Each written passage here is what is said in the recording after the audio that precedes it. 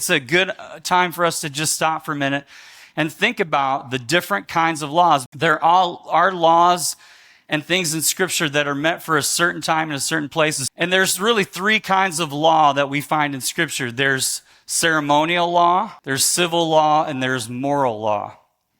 Ceremonial law applies to a certain prescribed way that God instructed his people to worship during this time. Civil law was a cultural and civil time when God had certain principles that he called people to live by that may be specific to there, and there may be a broader understanding of that. And then there's moral law, which really is for all people at all time.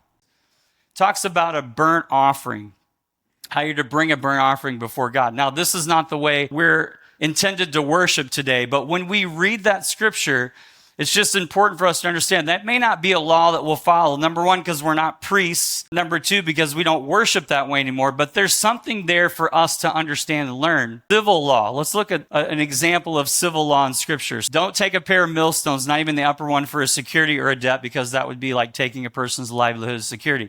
That's something that we may not necessarily live by those particular ideas in society, but there is a principle here about being fair and being honest. But then we look at a clear example of moral law in Exodus 20. You shall not murder, you shall not commit adultery, you shall not steal. Those are clearly moral laws for all people in all time. These are not the ways of the world, these are the ways of God. But for some reason, sometimes we just have problems with those boundaries.